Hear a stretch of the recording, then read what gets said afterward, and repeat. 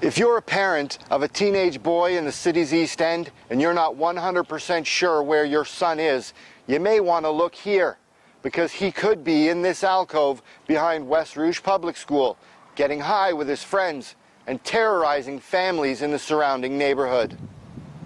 It seems like a nice quiet street here on Friendship Avenue in the Port Union Road and Lawrence Avenue East area. That's exactly why Mike Greer and his wife decided to buy a house and raise their young children here. But in the last year and a bit, their dream home has become a nightmare, all thanks to some unruly, belligerent teenagers who seem to have no regard for the law and absolutely no concern for human life. Greer, who is a teacher, tells me that the troubles began at the start of last summer. He was reading a bedtime story to his children one night, and the pot smoke came wafting in through the bedroom window from the elementary school next door. Now, he claims he went over there and politely asked these teenagers to move on and smoke their pot somewhere else. But rather than abide by his wishes, they became verbally abusive. They told me this was a public place and they could do whatever I want and I have no right to do it, and a lot of other profanities that were shouted at us. Since then, they vandalized his home repeatedly, and recently they even threw a Molotov cocktail onto the property, very nearly setting fire to his house. It started with our house getting egged. From getting egged, we had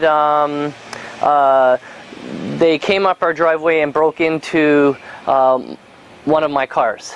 And from breaking into the cars, in November that just passed, in the middle of the night, they slashed all 4 tires of this car. And literally right through the sidewall, could not be repaired.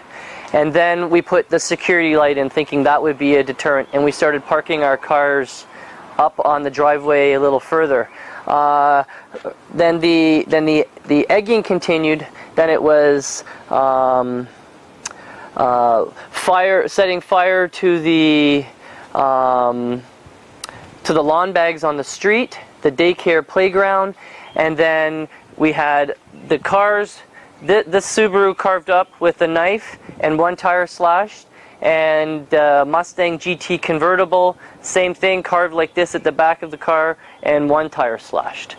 And then last week we had a Perrier bottle full of gasoline with a lit rag thrown from here. It came across, it hit the windshield of my car and spread gasoline everywhere, and then it went out, thank God, and it landed over here. And then last night we got egged again. Now, unsure of what else to do and living in fear, Greer tells me he now spends most nights sitting in his car, keeping watch and trying to protect his family. So now my wife sleeps with our kids. I sleep in a separate bedroom because I'm up every 5 minutes. I spend most of my night from 10:30 on sitting in my car waiting for the attack, to try to make sure that whatever it is, it's minimalized. I'm sitting in my driveway. My wife, who's supposed to be studying for her exams, can't concentrate on anything other than, am I okay? Are our kids okay? What's going to happen tonight?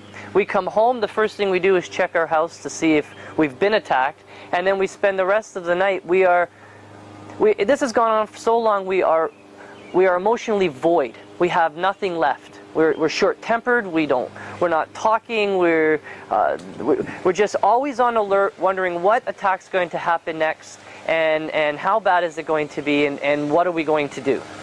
And there's no way to protect ourselves. And the police they might come out if something happens, but there's no guarantee, and they're definitely not going to get out in time to catch the person, because the time they do, they're gone. Greer tells me that he's been working with his local city councillor as well as the Toronto District School Board, but resolving this problem has so far been slow. He's also repeatedly called Toronto Police, and they've investigated a couple incidents, but so far haven't been able to do much else without catching the culprits in the act.